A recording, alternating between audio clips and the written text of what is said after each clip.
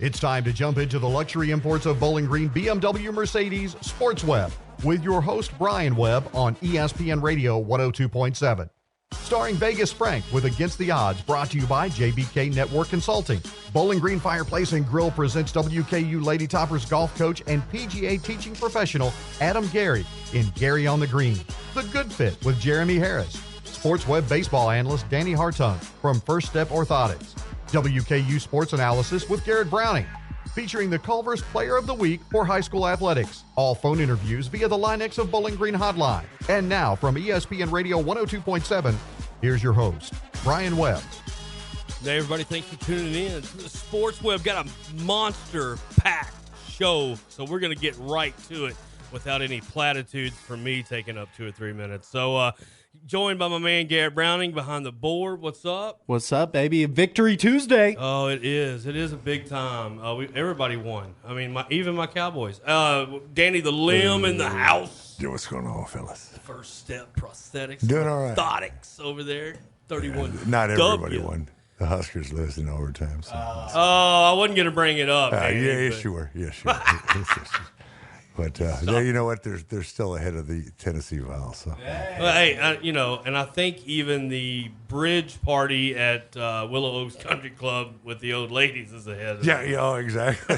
Tennessee but Vols. how about them Titans, boys? What about? We're getting ready to have some fun. Yeah. Jason Harbison also in the studio. Redlegs Radio Report. Welcome in, brother. Thank you so much. I always appreciate you guys having me on. I was hoping you'd dress up as something, but you came in as just a normal superhero. Yeah, I know. I do have some like intestinal problems, so I may be stepping out. For a minute. That's okay. No, stay in. We like it. Okay. I like the vapor. Speak for yourself. Hey, let's don't keep this guy waiting because he's the producer of Tennessee Titans Radio. Been on many times at Sports Web, never enough. We got him right now on the Linex hotline. What's up, Mr. Rhett Bryant? Man, it's pretty good to be a Titans fan right now, and looking forward to a big game on Sunday to see if they can just establish an even bigger lead in the AFC South than they already have. Well, it's beautiful, and I think you got the pesky Colts coming in with -1 Andrew Luck. Before we jump in, we're like the bandit, Rhett. We got a lot to do and a short time to do it in. And I want to start this party with a quick question. Or a quote or whatever I do. But first of all, yes, congratulations. I figured it would be like 17-all overtime game. Not what happened. 3 key points that I want to bring up. First of all, a healthy Delaney Walker is a beautiful thing. Second of all, you got to love the blocking from one Corey Davis. That is amazing right there. And my final thought, Rhett, is it's hard to understand, but the pundits and the media, if you're not in South Central Kentucky or Nashville or in that area, they're acting like the Browns lost the game and the Titans didn't win one. I don't see how that's even fathomable. Well, everybody wants to point to the 18 penalties for 182 yards on their part. And, hey, let's not, okay, that's fine. They shot off all their fingers and toes. I get it. But you know what? Baker Mayfield threw 3 picks in the fourth quarter, 3 straight possessions. That's 3 picks. And there's that. And Cameron Wake put him down in the end zone there for a safety, and he wasn't the same after that. I'm pretty sure he's a little dinged up after that deal. I think the thing that I enjoy the most out of this is that the Titans ignored the noise. They fed off of the energy that was in that stadium, kept clawing and fighting, and then they separated themselves from the score. When it's all said and done. Didn't get a lot of penalties themselves. There are things they need to work on. There are some missed tackles and certainly some missed opportunities on offense, like that one 3rd and 11 with Deion Lewis on the screen early on that could have been another score. But I think all in all, Marcus started out a little slow, a little rough, found a pitch and a pace that he liked, and it was a brilliant game plan called by Arthur Smith. Dean Pease kept bogeying, disguising that 3-4 defense and confusing the heck out of Baker Mayfield. Now, did I see a 30-point win? No. But if you'd asked me back early in the summer, and I've told everybody to listen, Mike Vrabel did not make a lot of mistakes as a rookie head coach in the NFL. And I guarantee you, with 6 months to prepare, he would be ready for the Cleveland Browns. Guess what? He was.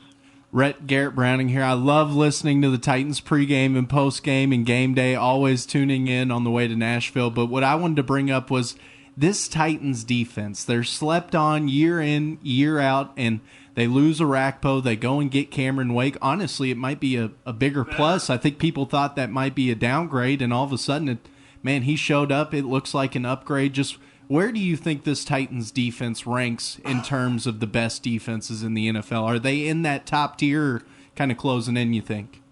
Well, I mean, they were a top 10 defense a year ago. They think that they're a top 5 defense. If they keep playing like they did Sunday, they may very well be in that top tier. Like I said, they've got things they want to correct. There should have been more quarterback sacks on the part of Cam Wake and certainly on Harold Landry. He missed a couple himself. Lost one to a penalty, but he should have had a couple himself. And I know that they're not satisfied. They're still hungry. But, yeah, they're not getting a lot of respect. But you know what? They're just going and going after it and getting taking care of business. Yeah. But, yeah, I think they're definitely headed towards a top 5 kind of thing, something really special. And to your point, Derek Morgan and Brian Arakpo, 2 quarterback sacks from the outside linebacker position in 2018. How many sacks did that position produce with one player on Sunday? 2.5. End of story. Yeah, that's a big upgrade. And speaking of the Titans offense, I thought a big debut for A.J. Brown. Wow, what about that kid? That middle round receiver for the, I almost said Hilltoppers. I'm used to Hilltopper football on BG, but Titans football, they get their wide receiver in A.J. Brown. Have you seen an offensive debut from a rookie like that for the Titans? I mean, ever? Has there been a guy that it compares to? At the wide receiver position, I don't think so. I don't know who that would even be. No. 3 for 151 on one play, 47 on another, and you see where his strengths are. He isn't the fastest dude in the building, but he is so big, thick, and athletic. Combat catches and shucking off defenders, especially safeties and corners. He can fight and go get more yards after the catch. He looked like T.O. Exactly. Yeah. He looked like T.O., Red. Just a slower version. He's built. He looks like a safety or a running back anyway. There was a really cool Go ahead, Red. I'm sorry. Oh, I'm just saying, I agree with you. Listen, there are 2 rookies that are going to contribute immediately in this thing. We've already seen it from him, and the other one is safety Amani Hooker that they took in the 4th round from Iowa. That dude can play ball.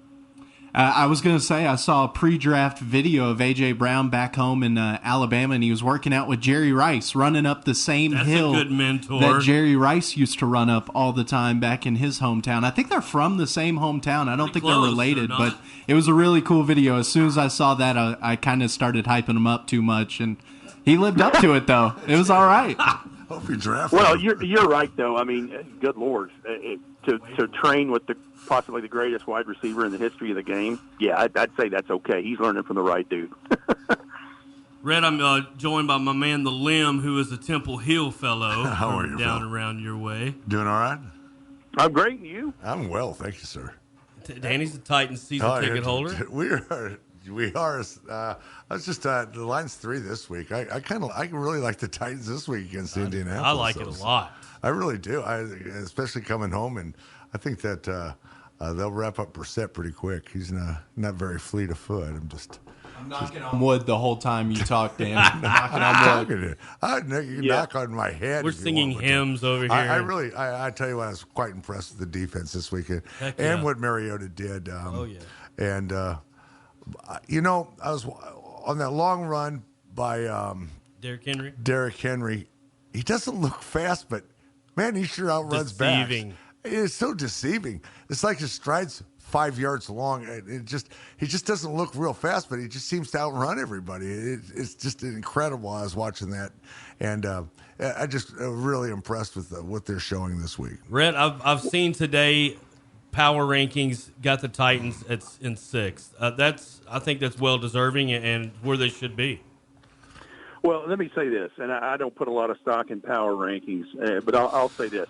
Derrick Henry, first of all, has worked his rear end off. He's tired of people talking about what happened in the last month of last year in terms of his production, and he certainly is running with that purpose and with that anger that we wanted to see him do. And you're right, on that 75-yard screen pass, almost 21 miles an hour in that deal. For a guy his size, speed to power. And who wants to almost tackle him? unmatched. Yeah, exactly. Yeah, you don't. 47. but I'll tell you now, I'm with you guys. I like the momentum going into this Colts deal, but let's not count our chickens before they hatch. Because now, listen, True. Andrew Luck or not, they should have beaten the Chargers. You're right. You're right. Yeah. The special teams phase let them down. Adam Vinatieri, who is normally automatic, misses a field goal, misses a PAT. They have a punt block, and that's the difference in your ball game. He's 92 years old, though, Brett. He's 92. I do love Vinatieri, but listen, he's I'm back with with the Drew Bledsoe days. Yeah, I mean, I get it. He was a server at the Last Supper. I got it. I understand. But here's the thing. Marlon Mack, 175 yards on 25 carries, 119 and a score in the third quarter alone. And it's because they have a fantastic offensive line that is anchored by Quentin Nelson over there on the left side. And listen, Jacoby Brissett, no, he is not Andrew Luck. But that dude can play. Because if you'll remember a couple of years ago when Andrew Luck was trying to come back from the neck issue and he was out the whole year, he came down here with the Colts and played on Thursday Night Football. And if it weren't for a couple of heady plays by Wes Woodyard there at the end, the Titans are on the short end of that stick too. So you got to realize he's not chopped liver. What helps them in all of this is Devin Funchess, the big possession receiver that they got from Carolina, broke his collarbone, so he's out for a while. T.Y. Hilton is not a red zone threat as much as you'd think because he doesn't have the size. Eric Ebron, the tight end, is the guy you've got to really kind of defend against. But they've got defense, too. Remember, they got Justin Houston from the Chiefs. Yeah. They still have, they're just loaded with all kinds of speedy, really good players in this thing. It is not going to be easy. Can the Titans do it? Absolutely. They performed like they did last Sunday, and yes, we're talking about 2-0. That Paris Campbell's kid's no slouch either. He's pretty quick. He's Saw pretty him at the combine. Yeah, he's darn quick. Yeah. Last question before we get you out of here, Red. I really appreciate you coming on here at ESPN buddy. Radio, the Sports Always. Web. The Titans, you mentioned it, they take on the Indianapolis Colts this week. So who is that X factor for you aside from Marcus Mariota? Because I think that's the easy selection. We all know that Mariota's got that pressure on him. Who do you think is another X factor player this week that could make a big difference against Indianapolis? Well, all right, Garrett, how about I give you one on all three phases? Ooh, I love it. I love it. Let's start with the third phase with Craig Aukerman's special teams, and that guy is Brett Kern. You saw what he did last Sunday, a 70-yard punt that backed them up. They had an offsides, backed them up 5 more yards. Next thing you know, there's a safety and a sack in the end zone. He is a valuable weapon to be in his 30s, just absolutely bombing punts. He can flip the field, and so he is the big one to watch in that phase. On offense, I think it's another day from A.J. Brown because he can take combat catches. You can say Marcus. You can say Derrick Henry. You can say, Corey Davis, who didn't have a catch in this last game. But I think maybe more A.J. Brown is what we're going to see because he's already shown he can handle it. And then on defense, I'm going to go with Kevin Byard again. Oh, Kevin had one of the better interceptions you'll ever see against Baker Mayfield, and that guy just keeps doing the right things, and good things are coming to him because he is a student of the game, and he loves the game. He was at a Nashville elementary school today and gave out 300 pairs of shoes to K through 4 students. Awesome. Unbelievable. He's just a great person and a heck of a ball player. But I'd say I'd look for those 3, but it's going to be a big, and then get out the Kleenex because at halftime they're retiring number 9 and number 27. Oh, man. Great stuff.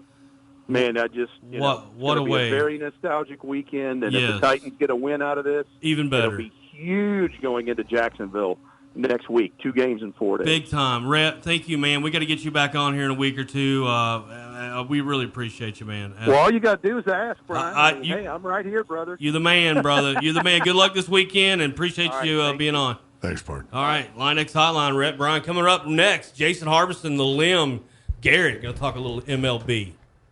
How much were your heating costs last winter? I'm sure too much. Mike Keith here to tell you how to heat your home for just $600 a year. Trust the experts at Bowling Green Fireplace and Grill to transform your old fireplace into a stunning source of heat with brand names such as Yodel, Fireplace Extraordinaire, Avalon, and Lopi, the Cadillac of fireplaces. Lopi's Cape Cod is the world's cleanest burning wood stove with unbelievable hybrid fire technology. Bowling Green Fireplace and Grill, just off the bridge on Old Louisville Road. BowlingGreenFireplace.com.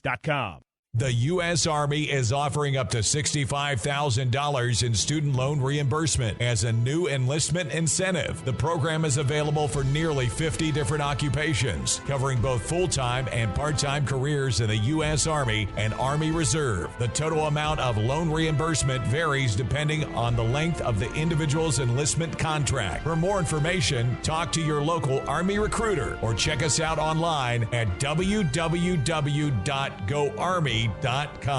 2020 sounds good at Luxury Imports of Bowling Green.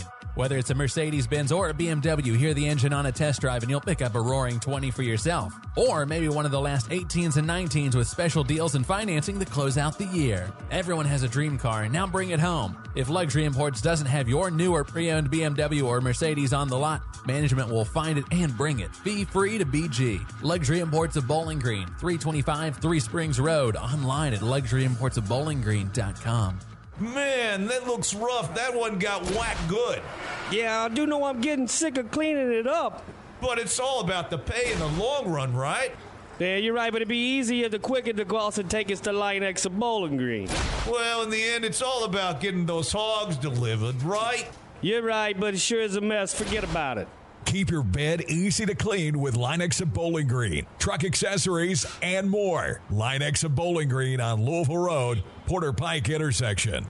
This is Mike Keith, voice of the Tennessee Titans, and you're listening to the Sports Web on ESPN Radio 102.7.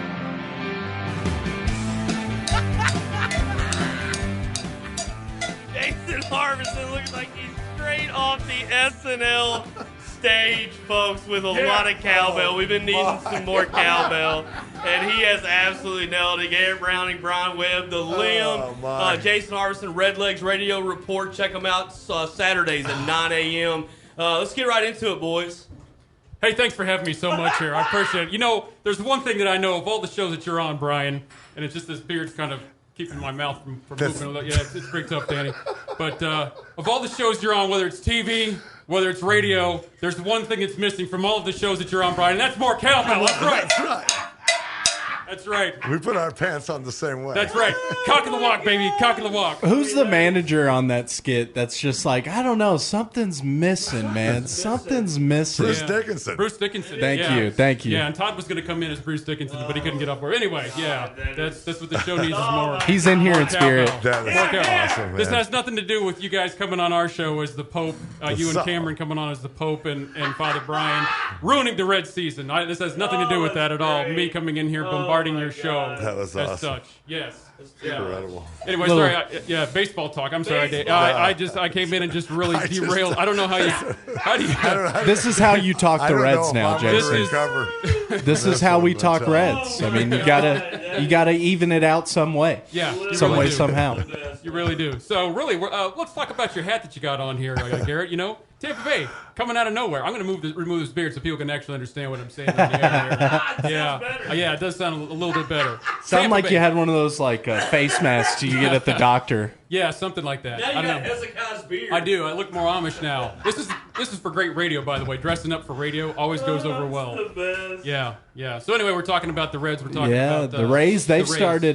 They've kept it up. They swept the Blue Jays last 3 games, I believe. And Austin Meadows took home Player of the Week. Tyler Glasnow's coming back from surgery. Yep. But I don't know if it was surgery or not. He's coming back from injury. He had that strained flexor tendon in his forearm. He's Thank you, Doc. He's been out 2.5 months. I mean, it's been a long time. Yeah, it has been a while. And before he was out, he had a slight run as a Cy Young contender for a month and a half there. He was lights out for the first third of the year, and then you get that flexor tendon. That's that one that runs right down the middle of your arm. It's going to really hurt anytime you throw anything, pick up a bat anytime. It's just annoying, and it takes a long time to heal. It's just mostly rest and everything. But and another team we were kind of talking about off air. Well, the two big teams right now, the Astros and the Dodgers, but one team's kind of trending up, one team's kind of trending down. Yeah, Dodgers have lost a couple, and they're always going to have a downtime. Every team's going to have that, but Houston's just playing lights out. 36 runs in 2 games. Sunday night they scored 22, and last night they scored. What's the They math? had 10 in the first 2 innings. Yeah. Alvarez They hit had like a 500-foot home run. They ended up having 15 last night, but it was 36 runs in the last 2 games against Seattle. But Fires pitched last night, so it was against Oakland. But they're just bashing the ball, and they're not a real big run scoring team, but you're not going to get past that pitching.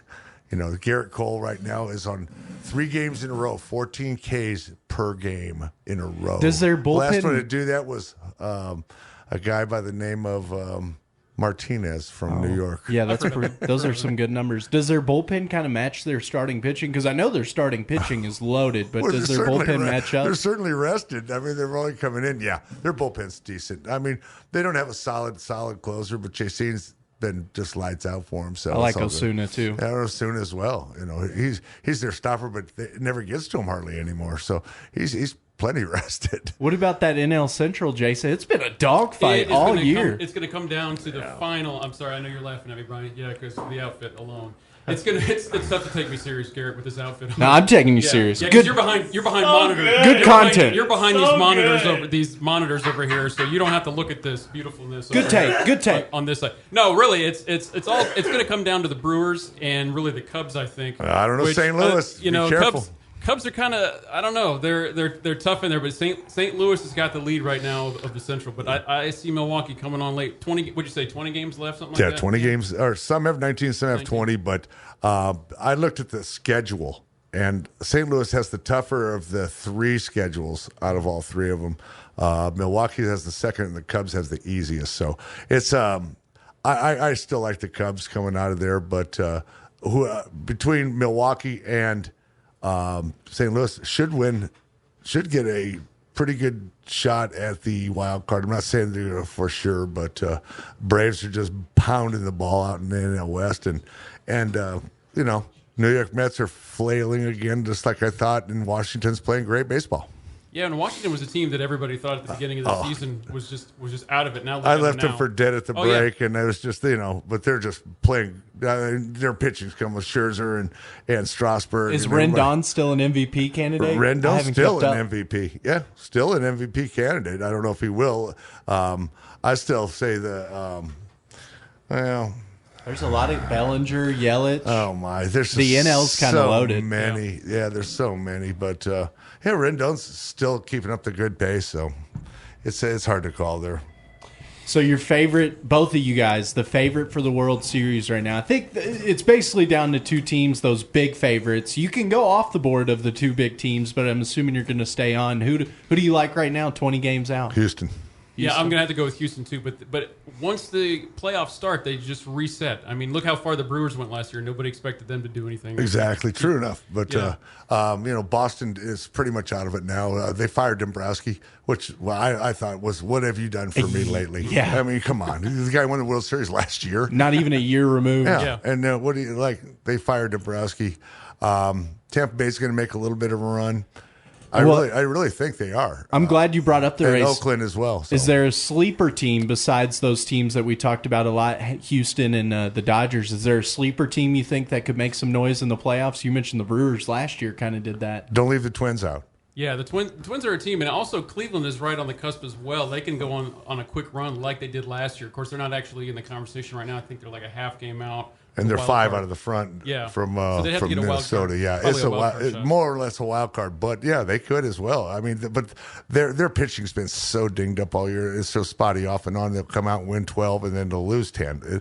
That's what drives me crazy about them. And probably Tito Francona's probably the same way. He's just like, come on, Well, give me 3 in a row and then 3 losses, but don't lose 10. You both with Houston for the World Series, but who's the safer pick to make the World Series, Houston or the Dodgers? Because I feel like the AL has a little more talent splattered around there. Safer? Safer between the Dodgers and Houston on who would go to the World Series? Neither. I like Atlanta. Ooh, they're good. I like Atlanta and like Houston, to tell you the truth. I'm going to say with Houston as well. So, but that's just because of their starting rotation. Go ahead, Ro. Listen, it's all, we got to do this for a whole hour because it's just too much fun. We need 4 mics, too, so we can pass them around a little easier. We'll figure that out. But we're going to go out with some cowbell here. Don't go anywhere. Vegas Frank on his way in, and then we've got Caden Veltkamp, the big 6'6" quarterback. He's a monster, man. Oh, he is, man. Southhorn Spartan. And then Gary on the green will finish it up. Let's go, boys. 102 step. Earl, where in the Sam Hill have you been? I called you an hour ago. Luann, I had to load the boat and stop for some soda pops. Well, I'm sure glad you're including me in your priorities. They are still not working. Now the chair is stuck to my hind end, Earl. That is not funny. If I don't get this chair loose, it's liable to ruin my new, fun summer shorty shorts. All right. Get in the bed of the truck. What? I'll take you to... No. You can't fit in the cab with that chair stuck to your backside, Luann. This is ridiculous. The doctor will see you now. What seems to be the problem? Well, obviously this chair is stuck to my fanny. Actually, I've seen this before. It's called sticky chair. First thing, you must turn to the experts at Bowling Green Refrigeration, Heating, and Cooling for your Carrier unit. Ours is one of them others. Don't worry, they serve as Carrier and all other brands. Now, Earl, if you lend me a hand, let's get this chair. Hold still, Luann. 1, 2... Ouch! Sweat, combined with furniture, can cause sticky chair. Take preventative measures now with Bowling Green Refrigeration, Heating, and Cooling. Servicing Carrier and all others. 270-782-5391. Hi, this is Danny Hartung with First Step Prosthetics. Jeremy Harris and I would like to thank the people of Bowling Green and the surrounding areas for their support of the last 10 years. We are proud to announce that we have been celebrating over a decade of service to this community. We are going strong with the utmost care for our orthotic and prosthetic patients. We strive to provide the new and latest technology for the care of our patients and whatever their specific needs should be. Take the next step with us. Next Batteries Plus on the bypass, or visit us at firststepprosthetics.com. JBK Network Consulting and Cisco Systems have long been partners in Hilltopper Country. We have served South Central Kentucky since 1992 and now serve customers throughout the Commonwealth and in 19 states. With the power of Cisco Systems, JBK Network Consulting offers a complete lineup of voice-over IP, wireless indoor and outdoor, and digital signage for both information and entertainment sales and services. Looking to expand or just want to start on rock-solid ground? Conveniently located in Bowling Green, JBK Network Consulting, where we are IP everything. In stores now, Pabst Grippo's Beef Jerky. We have taken the great Pabst Beef Jerky and married it with the iconic Grippo's Barbecue Seasoning. This is a marriage made in beef jerky heaven. The thin cut of Pabst Beef Jerky is dusted to perfection with Grippo's seasoning. Once you try it, you will know no other beef jerky compares. So the next time you're headed on a road trip to the lake or your favorite golf course, be sure to have Pabst Beef Jerky fueling your outdoor lifestyle. PabstJerky.com. Ask for us at your local store. Hello, Vegas. Give me $100 on red. $200 in chips, please. Are you a professional? What's your bet, sir? Bet. Hit me. It's a bust. Whoa! I am on fire. Oh, he's good. He's good. You're a winner! Against the Odds with Vegas Frank is brought to you by JBK Network Consulting. JBK Network Consulting. We are IP everything. Working with complex organizations to achieve measurable business outcomes is what we do. Let Jim Grant and JBK Network Consulting go to work for you. Call 270-796-8935. Visit JBK Network Consulting at 1143 Fairway Place, Suite 105, and online at jbk.net. Vegas Frank on the Linex hotline. Linex Bedliners, Roger, Gina, get over there. Get that truck protected. Louisville Road, Porter Pike intersection on the Linex hotline is none other than Vegas Frank against the odds. Going to recap a big weekend coming out of the NFL. Talk a little bit about the conference win for the Hilltoppers at Florida International. Good showing down there. Good defensive play. Frank, what's up? I'm doing good. How about yourself? I'm still trying to catch up on sleep from this past weekend. Lots of games. We had the full college Saturday. Obviously, the NFL kicking off this weekend. We had 2 Monday night games, so Yes. I mean, a lot to keep up with. So it was good. I fell asleep in the third quarter last night. My computer, I woke up, was laying on its side on the floor about 2 a.m. I was in my chair. I was like, oh my gosh, these double headers on Monday night. I'm just too old, man. I can't do it. You're out there on the West Coast, so you got to enjoy your Raiders with a big win over what we thought would be a good defensive Bronco team. They didn't show up, did they? No, I mean, what happened, I think, early on was that the Raiders were committed to controlling the line of scrimmage. And they were able to run the ball effectively early on, and they kind of stayed with that. And, if you remember back to in Gruden's heyday when he was with the Raiders, 10-plus years ago, what they used to do is a short passing game, get a high completion percentage, get the quarterback into a rhythm, and it's kind of what they're trying to implement now is a shorter passing game. It kind of backs up or supports the running game, a lot of inside screens, short screens, a lot of passes over the middle to the running back or dump down to the tight end. That kid Waller, last night he had like 7-8 catches as a tight end. I mean, this is a guy that was on the practice squad for the Ravens, about, I think, last year, the year before. If you were following his story along a little bit in Hard Knocks, it's a good story and got an opportunity. He's been able to take advantage. Yeah, you're right. I wasn't even going to mention that. I'm glad you did. That's a good nugget there. I'll tell you, though, I will say this. DeAndre Hopkins didn't really deserve to lose that one last night.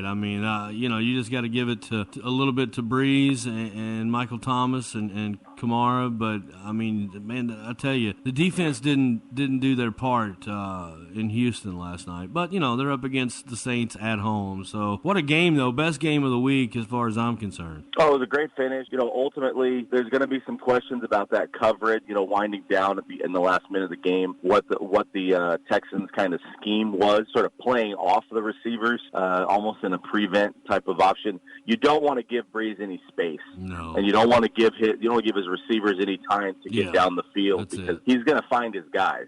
Yeah, no question. The more Breeze has to check down, it's over. If you're not back there on him, and they got back there a few times, but you just see the Texans played a lot better than I thought they would. No, I think they did ttoo.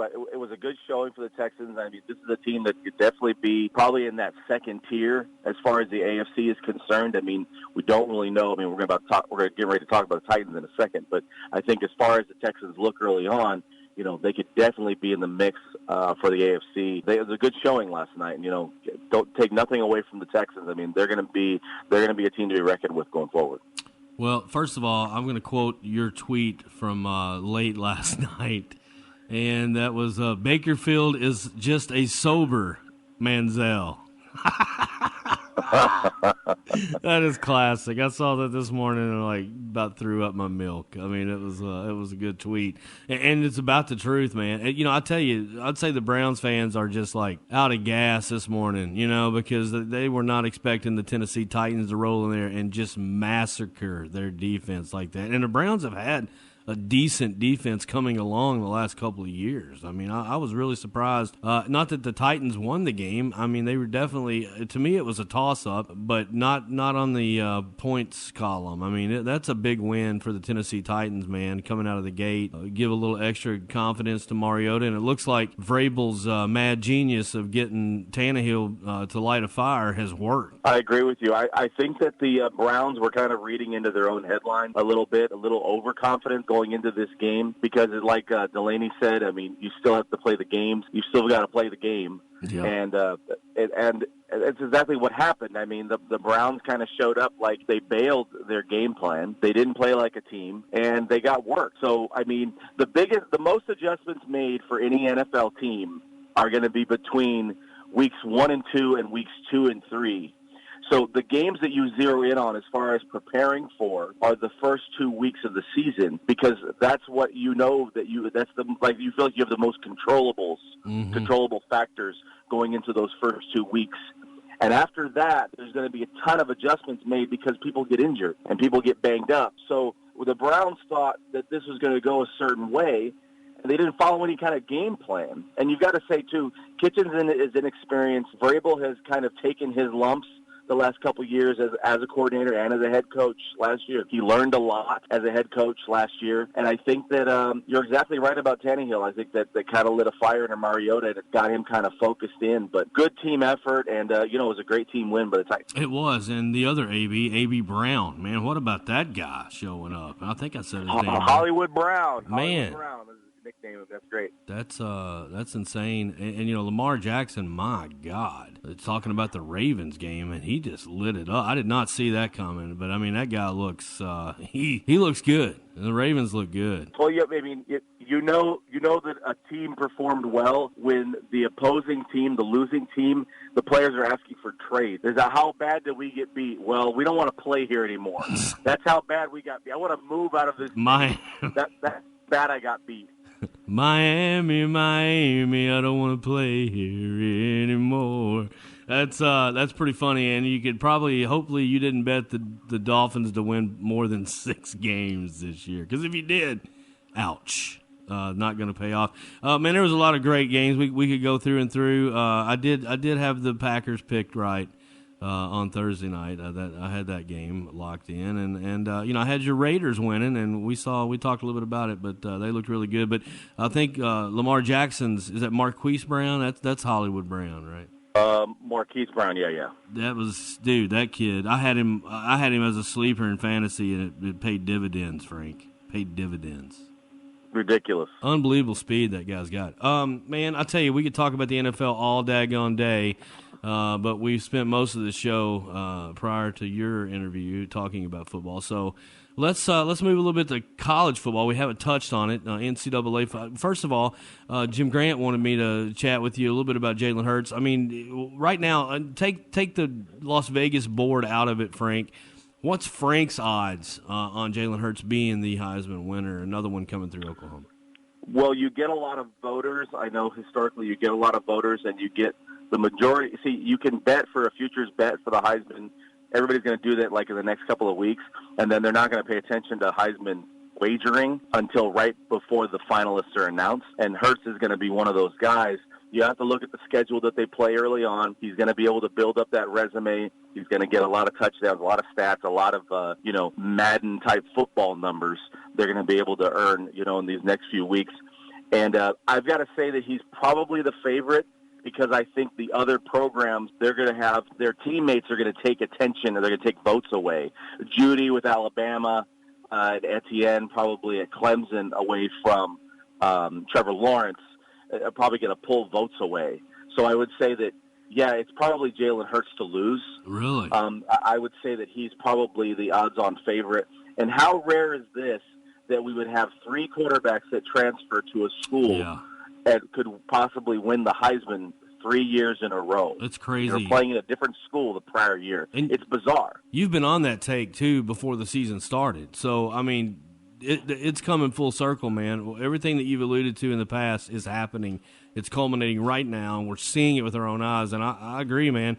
I think he'll be holding up the Heisman at the end of the year, because he's going to play more full games, Frank. You touched on it last week. Some of these guys are going to be out in the fourth quarter, some late in the third. So for him to be playing a lot more full games and just padding those stats all year, I think you're right. It's his to lose, man. That's the first time I've heard that out of anybody, and I think it's concrete. What else in the college world did you see that tickled your fancy? Well, we've got to look. I don't know how much it tickled me. It certainly didn't tickle the people in Knoxville. Ouch! Watching Tennessee, I'd say perform. That was brutal. Or not perform. Yeah, the coach equating them to the Titanic. That's never a good sign when your coach says that your team reminds him of the Titanic. Their chant That's is not a good sign. Their chant is, "We're not the king of the world." Brutal. Absolutely brutal.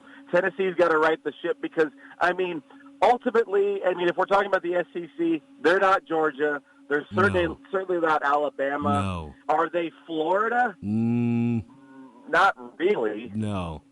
They'd like to be. They'd Yeah. like to be in that. But, I don't know if it's going to be this guy and this program that's going to turn it around. But Tennessee's going to have to right the ship. They're going to have to do it in a hurry. Man, we had great showing FIU, man. Big conference win for the Hilltoppers.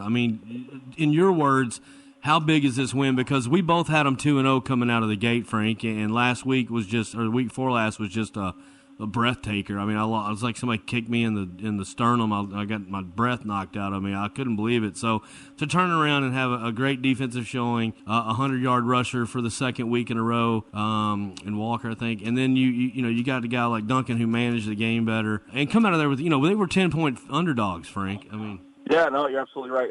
And again, it's repetition. It's getting comfortable with the offense. Helton's got to get comfortable calling a play, putting together that game plan for these guys.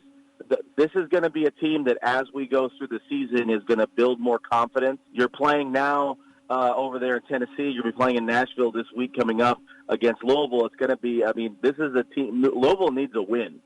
So they're going to be motivated. This is going to be a fun game. I know that you're kind of thinking maybe lower scoring, but I think this could definitely push near that total of 54.5, 55. It could definitely push that total. And the tops are getting 9.5, 10 points. You could shop it all the way around town up to 11. Take those points. Wait until the end of the week if you're going to be putting any sort of investment. We like to say investment. If you're putting an investment later in the week, wait until about Thursday, Friday night if you're going to be putting that investment down, because you're probably going to get a better number. What's Jim Harbaugh do now, man, with Michigan? I mean, where now? Well, you're going to have the Wisconsin game. Obviously, they've got to thank the schedule gods that they're going to be hosting Ohio State this year. But, if it's not this season, it's never. When is it going to happen? It's never. This has got to be the year. They got to win the Big Ten. They got to do it this year. It can't be another built-in excuse like, well, this didn't happen and that didn't happen, whatever. You got people calling for Harbaugh's job. Oh man. Based on this past performance. Army's not a bad team, but come on. You got to put those guys away. Army plays tough. These are guys that fight for our country. They fight for our freedom. They're focused. They're prepared.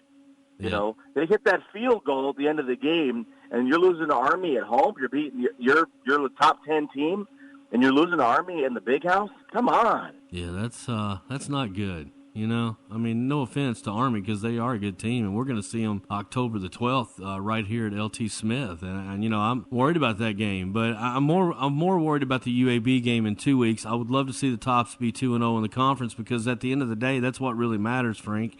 Later in the season is how are you doing in conference play, and I think we'll beat a UAB team that literally, as long as we don't get too beat up in the Louisville game or something, we're gonna really have a shot at going 2-0 in the conference. I like that. That's what I think is going to happen, and I'm sure Tyson Helton thinks the same thing. And I don't know, what do you do in this non-conference neutral field?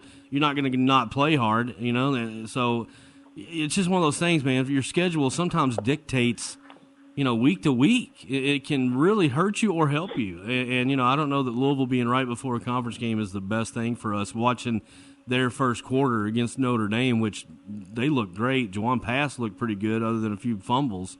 I don't know, man. It's going to be a good game. I think you're right on taking the 9.5. I think the Tops are going to keep it there, and I think they'll have a chance to win late.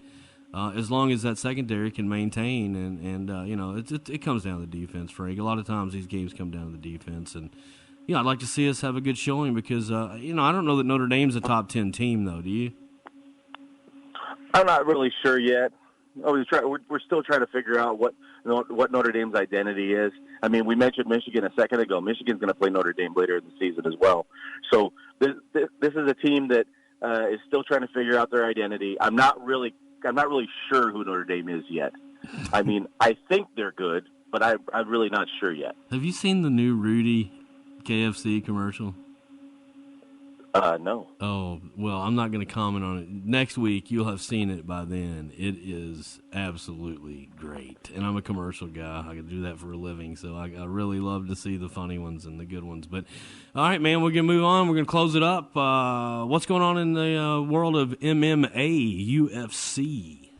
Well, over the weekend, if you were getting up for breakfast or something, you could have watched you could watch you had your breakfast burrito brunch. and some elbows. and some face kicks, whatever. Abu Dhabi, over the weekend, Saturday, Habib looked just as dominant as he always has. A lot of respect between those two guys. They really weren't nasty or whatever towards each other leading up to this fight. A lot of respect between him and Poirier. So that was fun to watch. Going forward, I think that we're going to see Habib take on Tony Ferguson. That seems like the fight they're trying to make.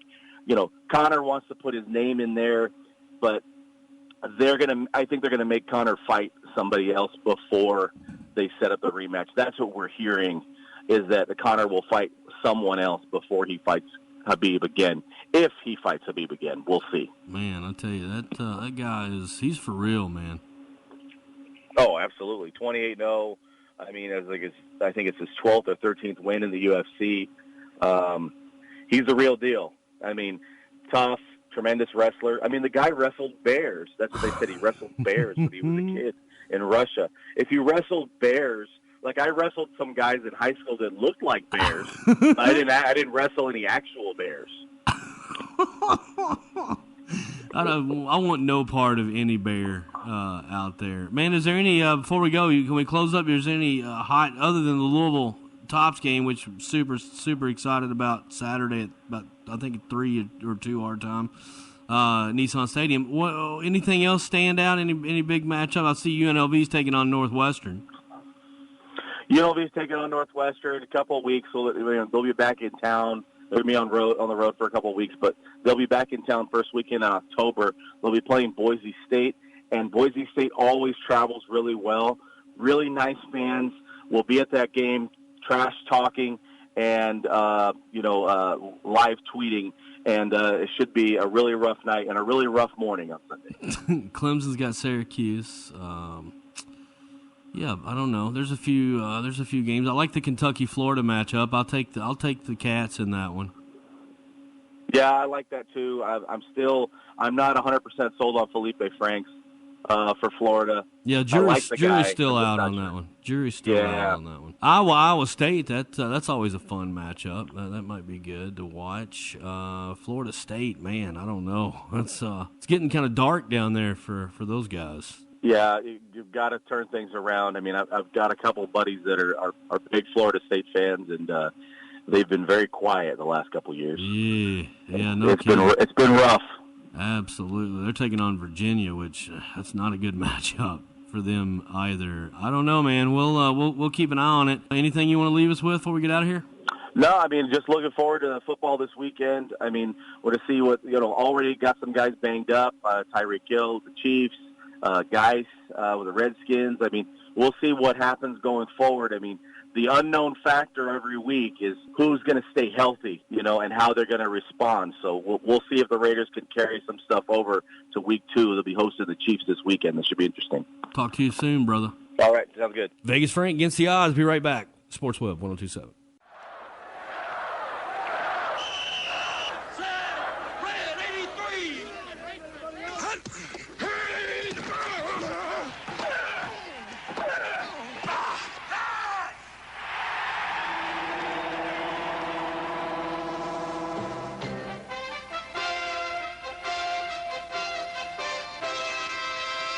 It's time for the Culver's High School Football Player of the Week. Visit Culver's at 4903 Scottsville Road for some delicious burgers. Welcome back to the Sports Web. I'm out here at South Warren in the hallowed halls, the championship Spartans, and I'll tell you what, they just reload. And I'm standing here with the big 6'6", I think he's about 6'6", passer of the football. He did a great job all season so far, 3-0 out here, but 41-14 victory this last Friday night against the Franklin Simpson Wildcats, who are also defending state champs in their division. But he went 19 for 24, 310 yards, hit 3 different receivers for touches. I'm standing here with none other than Caden Veltkamp. What's up, man? Welcome to the show. Hi. Well, you got the Culver's Player of the Week, man, which is pretty cool stuff. And I've been doing this a long time, and I think you're the tallest quarterback I've got to interview, which is cool. But you're probably not done growing, are you? I don't know. I'm trying to just put on weight now. I'm trying not to get any taller. Well, you're pretty solid. I mean, it ain't like you're skin and bones or nothing. You can take a hit, Caden, if you need to. You'd rather not, I know. But let's just take me a little bit through the season. Started off at WKU, or started off with Butler, I think, and then went to played Warren East over there at WKU. Great game, and then you finished up here with Franklin Simpson, 3-0. Has it been what you wanted it to be, or has it been a little better than you thought? It's been what I wanted it to be. We've had some mistakes and that we just got to fix, but all in all, I mean, we're 3-0, and that's where we wanted to be to start the season. You come from an athletic family, obviously, and knowing your dad's style of coaching, what would you say Brandon Smith's style of coaching is? He just motivates us, and we got to get the job done, or we're not going to play, and that's really just what he preaches to us. Yeah, he wants to win, doesn't he? Yes, sir. All you Spartans do, though. Right. That's our mentality here at South Warren. Win or it's not enough. Caden, who'd you grow up, watching a lot? Was it pro players? Was it quarterbacks? And if so, who were they? I liked Peyton Manning when I was younger. He was a big one. And Ryan Mallett was another big one back in the day. And, I keep in touch with Ryan Mallett a little bit. I mean, obviously not Peyton Manning, but those are probably two of my favorite guys. I'm sure Eli would take your call. I don't know. He might need your help. Yeah, that'd be pretty cool. But who's your team? I mean, if you're watching college football, who's your team? I know you got a love for the Tops. Obviously, Dad's over there on the staff, but take the Tops out of it. Who's your team? I would have to say Arkansas probably. I like the Razorbacks. I've just always liked them ever since I was little. So that's cool. I wouldn't have guessed that one. That was I like curveballs. I tell you, what's your favorite part about the game of football, Caden? Seriously, when the clock hits and it's go time, what's your favorite thing about it? Just that we have to work together, and no individual can win a game. You got to work together as a team, and if you don't do that, you're not going to win. You're just sophomore, man. Yeah, it's exciting, and I'm excited for the rest of my time here at South Warren, but focusing on this year. I got a feeling that a lot of these other fans from around the region, their spirits are crushed to find out you're just a sophomore because they got to see you 2 more years, Caden. And I know a lot of them don't want that to be the case, but I think you're going to have an outstanding career here at South. Already starting out with no blemishes, man. And I know Coach pushes you guys and always going to find some weakness that he thinks you have to build on, and that's the way you win, and that's the way you get better. What do you do when you're not playing football, you're not in class, because you're obviously a good student as well, and what are some of the things? Are you a fisher? Do you like to fish? Do you like to hunt? What's your pastime? Hanging out with friends, really. I made a lot of really good friends here in Bowling Green, and just when I'm not doing anything, I try to hang out with them as much as possible. Well, we'll save the college questions for your junior or senior year when I get back out here to see you. But, man, it's been a pleasure having you on the Sports Web, and congratulations on the Culver's High School Football Player of the Week. Got a cool plaque to go home. I'm sure you got quite a few trophies in the trophy room, but we got one more to add to it. Thank you. I appreciate it. All right, folks, you've been listening to Caden Veldkamp out here, big guy behind center, and I'm not joking when I say big. We'll be right back on the Sports Web, ESPN 102.7. You're playing golf and you're going to like it. Time to go home there, Bob. I can make it across. Well, then do it. Well, you got all of that. Why didn't you just go home? That's your home. Are you too good for your home? Answer me. Knock it on. Let her rip. It's in the home. By the way, what did Mr. Webb shoot this morning? It's time for Gary on the Green. Gary on the Green is brought to you by Bowling Green Fireplace and Grill on Old Louisville Road and online at bowlinggreenfireplace.com. Call 270-495-1131. Gary on the Green. We got him on the Line X hotline. Coach Adam Gary, Lady Tops. What's going on, man? Man, it's finally here. It seems like a long summer, but we're leaving this week for our first tournament. I am ready to go. South Alabama, right? That's right, yeah. Going down to the USA Intercollegiate. Mary Joyner's the defending champion, so it's always good to go back to places that you're familiar. So I'm really looking forward to it. We've had some good success there in the past.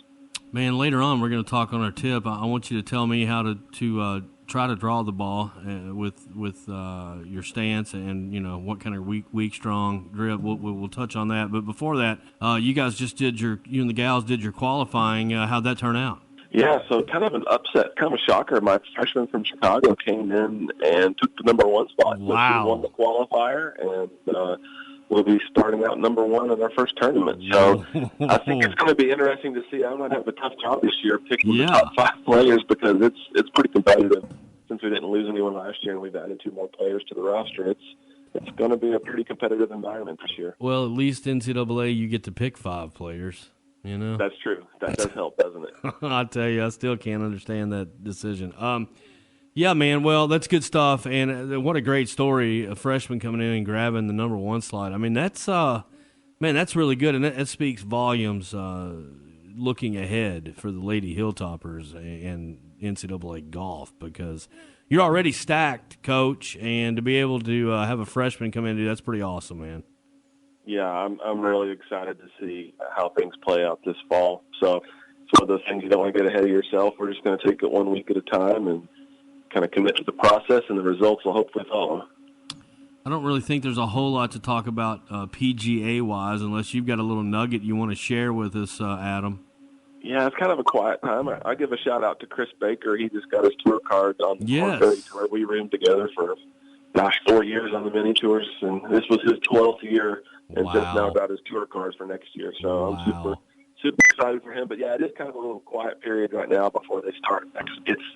It's weird how they do that now. So they're going to start next season this fall. So we'll end it this year after the Tour Championship and everything restarts. So I'm happy for him, and hard work definitely pays off. Oh, that's great. Yeah, I did see that and retweeted that. I thought that was awesome, and I didn't realize it was 12 years, and I didn't realize you guys went back that far. So that's really cool. You got to be happy as you can be for him. That's a hard job to get into to any kind of to qualify for the PGA to get your card. It's just if people knew how it's 1 in a million. I mean, it's really that hard.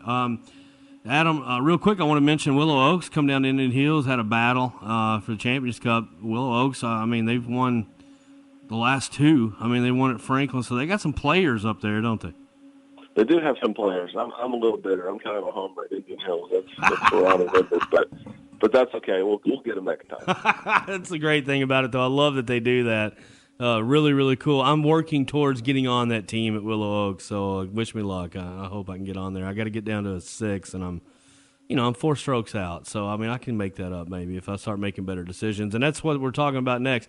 When you got to go left around a dog leg and you just don't have anything but a fade, what are some quick tips, Adam? I mean, I've always heard open that right foot quite a bit and offset it a little bit to try to get that motion and that follow through to where you kind of cut across the ball, hanging it out. What's an actual pro that knows what he's talking about? What's a quick thing to try to draw the ball?